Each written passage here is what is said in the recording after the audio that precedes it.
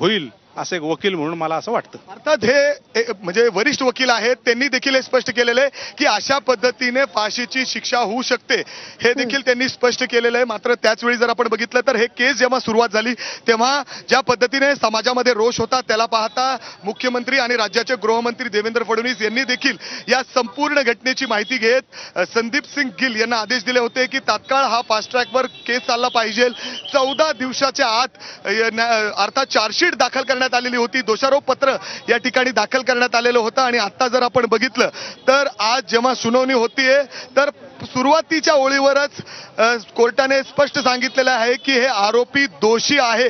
अर्थात आता त्याला शिक्षा काय द्यावी यासाठी वकील, सरकारी वकील आणि आरोपीच्या वकिलांमध्ये त्या ठिकाणी आर्ग्युमेंट सुरू आहे. मात्र त्याच वेळी आता जे एसपी आहेत संदीप सिंग गिल ते देखील कोर्टामध्ये पोहोचलेले, ते देखील पूर्ण या संपूर्ण तपासात होते, बारीकीने लक्ष ठेवून होते. आणि आज जेव्हा या निकालाचं वाचन होतंय स्वतः एसपी संदीप सिंग गिल देखील आतमध्ये पोहोचलेले आहेत. मात्र महत्वाची जी माहिती आता समोर येते त्या आरोपीला शिक्षा न म्हणजे अर्थात काय द्यायची याच्यावर सुरू आहे. मात्र कलम जे सांगतायत त्यानुसार आणि तज्ज्ञ जे सांगतायत फाशीची शिक्षाच त्याला सुनावली जाऊ शकते अशी देखील शक्यता आहे. कारण आणि एक ऐतिहासिक राज्यामध्ये ज्या पद्धतीने महिला मुली सुरक्षेचा प्रश्न ऐरणीवर आहे त्याला देखील जर उत्तर द्यायचं असेल, त्याला जर त्यांना सेफ फील करवायचं असेल तर अर्थात अशा घटनांमध्ये आरोपीला कडक शिक्षा व्हावी, एक धडा शिकवायला हवा अशा पद्धतीने वकिलांनी स्पष्ट केलेलं आहे. आणि त्यामुळं त्याला फाशीचीच शिक्षा व्हावी अशी मागणी या ठिकाणी होतीये. आता सुद्धा जर आपण बघितलं तर कोर्टामध्ये या दोन्ही वकिलांमध्ये सध्या यावरूनच युक्तिवाद सुरू आहे. सरकारी वकील त्याची बाजू अजून भक्कमपणे या ठिकाणी मांडायचा प्रयत्न करतायत, कारण अनेक एव्हिडन्स सध्या पोलिसांनी कोर्टासमोर ठेवलेले आहेत. सीसीटीव्ही फुटेज असेल, 55 साक्ष असतील, 1200 पानांचा हा सगळा दोषारोप पत्र असेल आणि ज्या जलद गतीने हा सगळा तपास झालेला आहे. अर्थात एक वेगळा दिशा दाखवणारा हा सगळा तपास या ठिकाणी झालाय आणि कठोरात कठोर शिक्षा व्हावी हीच मागणी या ठिकाणी बरोबर आहे की कठोरात कठोर शिक्षा व्हावी ही मागणी केली जाते, अनेकांची ती अपेक्षा आहे. आणि सध्या जो युक्तिवाद सुरू आहे त्यावरून कोर्टाच्या निकालाकडे सगळ्यांचं लक्ष लागलंय. जरी कोर्टानं आरोपीला कठोरात कठोर शिक्षा सुनावली तरी सुद्धा high court, supreme court, mercy petition यासारखे ऑप्शन आरोपीच्या वकिलांकडून पडताळले जाऊ शकतात का? त्यासाठी प्रयत्न होऊ शकतात का?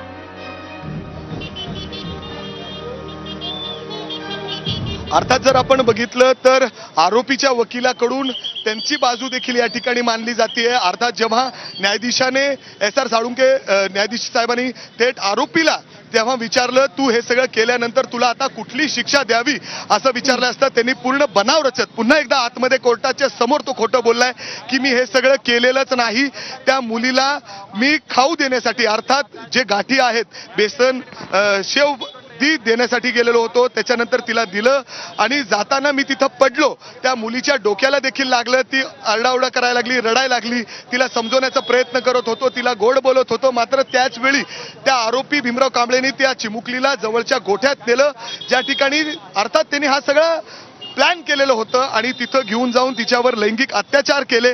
एवढंच नाही तर जेव्हा ती मुलगी आरडाओरडा करत होती तर तिला तिथं निर्गुण हत्या देखील केली आणि तिथून तो पळून गेलेला आहे.